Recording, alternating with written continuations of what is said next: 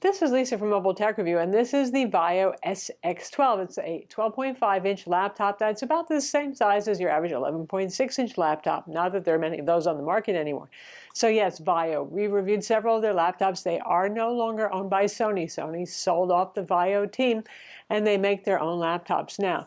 The claim to fame with this has always been carbon fiber unidirectional, which is strong, so it makes it very light. 900 grams. It's really crazy.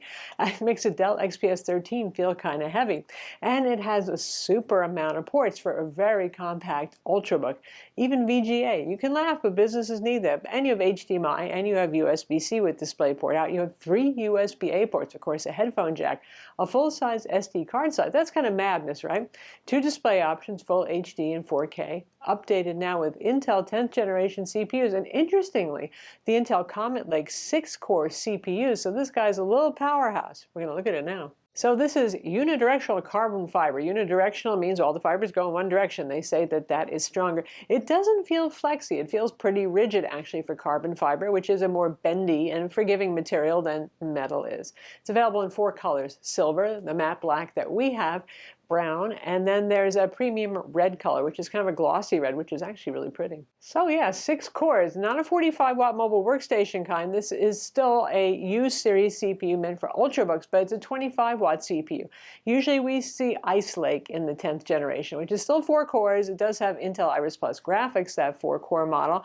So when it's thin and it's light, you don't see this too often. But a few makers do it, speaking of the Dell XPS 13 that I mentioned. So very performant in the CPU area, and the benchmark numbers show that. Particularly, you take a look at the Geekbench 4 multi-core benchmark number and you go, whoa, nice.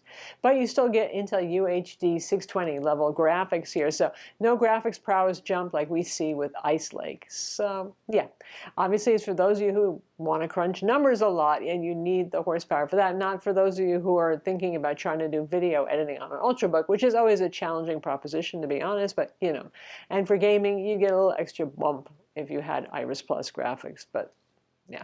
It starts at $1,200, and the base model gets you a Core i7 because all of the model versions of this are a Core i7 CPU, so that's not on the table. You don't have to worry about that. 8 gigs of RAM, a 256 gig M.2 NVMe SSD, full HD display. And if you go up from there, there's a $1,400 model. And when you get to the $1,800 model, then you're really looking at something pretty nice. You get the 4K display option, if that's what you're looking for. Granted, that's a lot of resolution in a tiny space, right?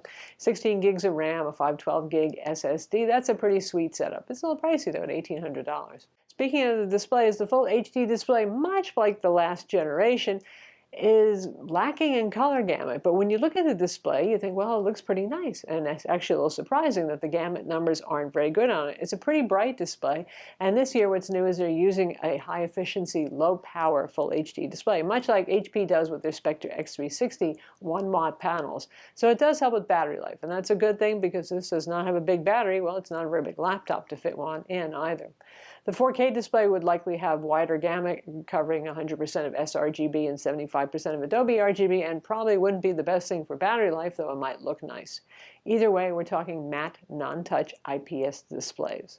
For those of you more interested in display out, this does have, well, VGA, and has HDMI, and that can do a 4K display at 30 Hertz. And if you want 60 Hertz refresh rate of 4K, you can use the USB-C port, which supports display out on this, and also power delivery and power charging. So good on that.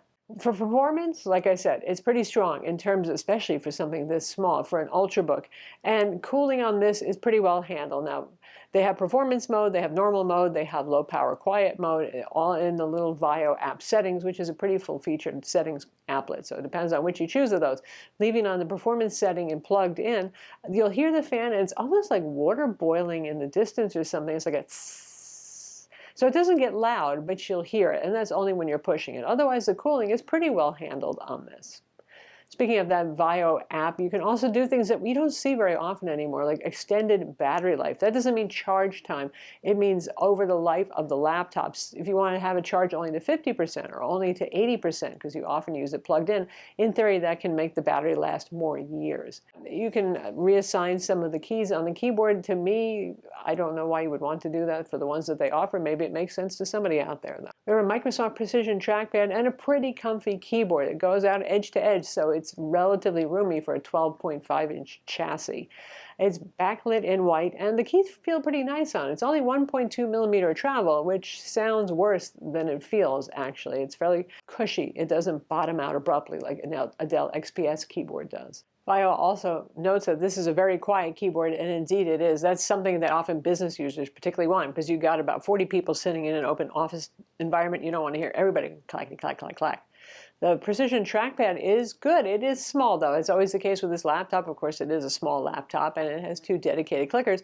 They could have spread it a little bit further out. That would be one of my complaints, along with the full HD display not having very good gamut. At the price that we're talking here, from $1,200 all the way up to $2,300, depending on your configuration, I would like to see full sRGB coverage.